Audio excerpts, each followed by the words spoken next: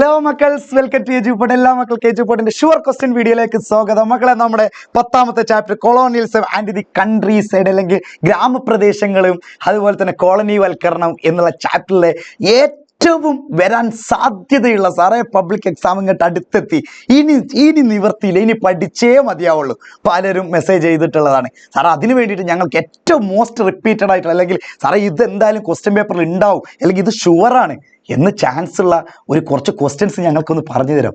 അതിനായിട്ട് തന്നെയാണോ വന്നിട്ടുള്ളത്, വേറെ ഒന്നിനല്ല. ഇനി നിങ്ങളെ വെച്ച് കളിപ്പിക്കില്ല അല്ലേ. നമ്മൾ ഇതുവരെ നിങ്ങൾക്ക് ലൈവിലൊക്കെ തരുന്നുണ്ട് കാര്യങ്ങളൊക്കെ, പക്ഷേ നിങ്ങൾക്ക് എന്ത് ചെയ്യുന്നുണ്ട്, ഈ ചാപ്റ്റർ കൂടി നിങ്ങൾ എന്ത് ചെയ്യുക, സെറ്റാക്കണം. എങ്ങനെ സെറ്റാക്കണം, ഷുവർ ക്വസ്റ്റ്യൻസ് ഒന്നും കൂടി നോക്കാം. ഏതൊക്കെയാണ് മക്കളെ, നേരെ അങ്ങോട്ട് കിടക്കാം. ഒന്ന് എപ്പോഴും ചോദിക്കുന്നതാണ്, നമ്മുടെ പഹാരികളെ കുറിച്ചും സാന്താളുകളെ കുറിച്ചും എപ്പോഴും ചോദിക്കാറുണ്ട്. പഹാരികളെ കുറിച്ചും സാന്താളുകളെ, ഇവർ രണ്ടും ട്രൈബ്സാണ് അല്ലെങ്കിൽ ഇവർ രണ്ടാളും രാജ്മഹൽ കുന്നുകളിൽ താമസിക്കുന്ന രണ്ട് ഗോത്രങ്ങളാണ് അല്ലേ. അപ്പൊ ആദ്യം തന്നെ പഹാരിയാസ് എന്ന് പറയുന്നത് അവരുടെ ജീവിത ശൈലിയെ പറ്റിയിട്ടാണ് ചോദിച്ചിട്ടുള്ളത്. ജീവിത ശൈലിയെ പറ്റിയിട്ട് ചോദിക്കുമ്പോൾ നമ്മൾ എന്തൊക്കെയാണ് എഴുതേണ്ടത്?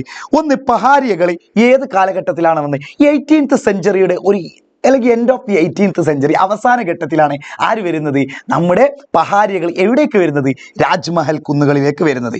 അവരെങ്ങനെയുള്ളവരെന്ന് വെച്ചാൽ ഫോറസ്റ്റ് പ്രൊഡ്യൂസ് എന്ന് വെച്ച് കഴിഞ്ഞാൽ വനവിഭവങ്ങൾ, അവിടുത്തെ പല സംഭവങ്ങളുണ്ടാവും, ഈ ഫോറസ്റ്റിൽ എന്തൊക്കെ സാധനങ്ങളുണ്ടാവും അതൊക്കെ കളക്ട് ചെയ്യുന്നവരും, അതുപോലെ തന്നെ ഷിഫ്റ്റിംഗ് കൾട്ടിവേഷൻ പുനംകൃഷി നടത്തിയവരായിരുന്നു ആരെന്ന് പറയുന്നത് ഈ പഹാരികൾ. പിന്നെ അവരുടെ സ്വന്തം ആവശ്യങ്ങൾക്ക് വേണ്ടി അവർ പൾസസും മില്ലറ്റ്സ് എന്ന് വെച്ച് കഴിഞ്ഞാൽ പയർ വർഗ്ഗങ്ങളും തിനവിളകളൊക്കെ എന്തായിരുന്നു അവർ കൾട്ടിവേഷൻ നടത്തിയിരുന്നു. നല്ല കാര്യമല്ലേ.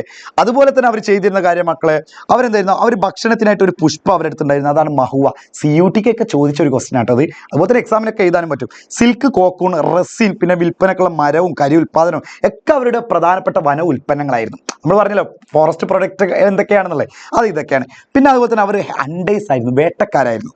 ഷിഫ്റ്റിംഗ് കൃഷിക്കാരും ഭക്ഷണം ശേഖരിക്കുന്നവരായിരുന്നു. അവരെന്തായിരുന്നു, ഭക്ഷണം ശേഖരിക്കുന്നവരും ആയിരുന്നു കേട്ടോ. ഓക്കെ. പിന്നെ അതുപോലെ തന്നെ സ്ഥിര താമസക്കാരൊക്കെ അവരെന്ത് rider the plains of the settled agriculturist. അപ്പോൾ നിങ്ങൾക്ക് ആൻസറുകളും കാര്യങ്ങളൊക്കെ നിങ്ങൾക്ക് എക്സ്പ്ലെയിനേഷൻ വേണമെങ്കിൽ നമ്മുടെ യൂട്യൂബ് ചാനലിൽ ലൈവൊക്കെ എടുത്ത് നോക്കിക്കഴിഞ്ഞാൽ കറക്റ്റായിട്ട് പറയുന്നുണ്ട് കേട്ടോ. ഇനി അവിടെ നടന്ന ഒരു സാന്താൾ റിവോൾട്ട്. ആ സാന്താൾ എന്തായിരുന്നു, സാന്താൾ വന്നത് എങ്ങനെയായിരുന്നു, 1780കളിലായിരുന്നു സാന്താളുകൾ എവിടെ എത്തിയത്, രാജ്മഹൽ കുന്നുകളിൽ എത്തിയത്. ഈ രാജ്മഹൽ കുന്നുകളിൽ എത്തിയപ്പോൾ അവർക്കൊരു ഡോമിനിക് ഇൻകോ, കണ്ടോ മക്കളെ, ഡോമിനിക്കോ എന്നല്ല ഡാമിൻകോ എന്നുള്ള സ്ഥലം ബ്രിട്ടീഷുകാർ കൊടുത്ത് ആരോ ഒഴിവാക്കാൻ വേണ്ടി, പഹാരികളെ ഒഴിവാക്കാൻ വേണ്ടി അവർക്ക് ഇങ്ങനെ സ്ഥലങ്ങളൊക്കെ കൊടുത്തു.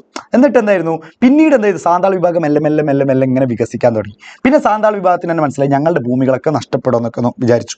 അപ്പോൾ അതൊക്കെ എന്തായിരുന്നു, അവരുടെ കാര്യങ്ങളായിരുന്നു കേട്ടോ. ഓക്കെ. ഇനി അതുപോലെ തന്നെ ഇമ്പോർട്ടൻറ്റ് ക്വസ്റ്റ്യൻ ആണ്, കഴിഞ്ഞ മോഡൽ എക്സാമിന് ചോദിച്ചാണ്. അതുപോലെ തന്നെ ഒരുപാട് എക്സാമിന് മോസ്റ്റ് റിപ്പീറ്റഡ് ആയിട്ടുള്ള ഒരു ക്വസ്റ്റ്യൻ ആണ്, ഹു വെർ ജോട്ടേദാർ, ആരാണ് ജോട്ടേദാർ? സിമ്പിളായിട്ട് മനസ്സിലാക്കുക ജോട്ടേദാർ. സിമ്പിളായിട്ട് മനസ്സിലാക്കാൻ പറ്റിയൊരു സാധനം, ജോട്ടേദാർ എന്ന് പറഞ്ഞാൽ ദിനജ്പൂർ ജില്ല, നോർത്ത് ബംഗാൾ, വടക്കൻ ബംഗാളിലെ എവിടെയുള്ള ദിനജ്പൂർ ജില്ലയിലെ റിച്ച് പെസൻസ് എന്ന് വെച്ച് കഴിഞ്ഞാൽ എന്താണ്, സമ്പന്നരായിട്ടുള്ള കർഷകരെയാണ് ആരെന്ന് പറയുന്നത്, ജോട്ടേദാർ എന്ന് പറയുന്നത്. അവരെന്തല്ല ഈ കർഷകരുടെ മേലെ തട്ടിലാണ്, ജമീന്ദാറിന്റെ മേലായിരുന്നു ആരെന്ന് പറഞ്ഞ് ഈ ജോട്ടേദാറുകൾ എന്ന് പറയുന്നത് കേട്ടോ. അത് എന്ത് ചെയ്യും, മനസ്സിലാക്കി വെക്കണേ. പിന്നെ അതുപോലെ തന്നെ ഏറ്റവും ഇമ്പോർട്ടൻ്റ് ആയിട്ടുള്ള മറ്റൊരു ക്വസ്റ്റ്യൻ ആണ് റൈറ്റ് വാരി സെറ്റിൽമെന്റും അതുപോലെ തന്നെ പെർമനന്റ് സെറ്റിൽമെന്റും. റൈറ്റ് വാരി സെറ്റിൽമെന്റും. അപ്പോൾ പെർമനന്റ് സെറ്റിൽമെന്റ് ആരാണ് മക്കളെ കൊണ്ടുവരുന്നത്, കോൺ വാലീസ് പ്രഭു ആയിരുന്നു. ആരായിരുന്നു, കോൺ വാലീസ് പ്രഭു ആയിരുന്നു റൈറ്റ് വാരി അല്ല പെർമനന്റ് ലാൻഡ് റവന്യൂ സിസ്റ്റം അല്ലെങ്കിൽ ശാശ്വത ഭൂനികുതി വ്യവസ്ഥ കൊണ്ടുവരുന്നത്. അപ്പോൾ അതെന്ത് ചെയ്യണം നോക്കിയേക്കണം, അതെന്തായിരുന്നു, ജമീന്ദാറുകളായിരുന്നു ടാക്സ് കളക്ട് ചെയ്തുകൊണ്ട് വരുന്നത്.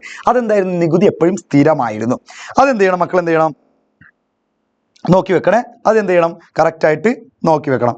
ആ ക്വസ്റ്റ്യൻ നല്ല മോസ്റ്റ് ഇമ്പോർട്ടൻ്റ് ആണ്. അതുപോലെ തന്നെ റൈറ്റ് വാരി സെറ്റിൽമെന്റ് നോക്കണേ. റൈറ്റ് വാരി സെറ്റിൽമെന്റ് എവിടെയാണ്, ബോംബെയിലെ ഡെക്കാനിലാണ് ഇത് നടന്നത് റൈറ്റ് വാരി സെറ്റിൽമെന്റ് വരുന്നത്. ഇവിടെ എന്തില്ല, ഇവിടെ ഒരിക്കലും ആരില്ല, ജമീന്ദാറുകളില്ല, ഡയറക്റ്റ് ആയിരുന്നു. ആര് തമ്മിൽ, റൈറ്റ്. ആരെയാണ് ഈ റൈറ്റ് എന്ന് പറയുന്നത്, കർഷകർ അല്ലെങ്കിൽ പെസൻസിനെയാണ് റൈറ്റ് എന്ന് ഉദ്ദേശിക്കുന്നത് കേട്ടോ.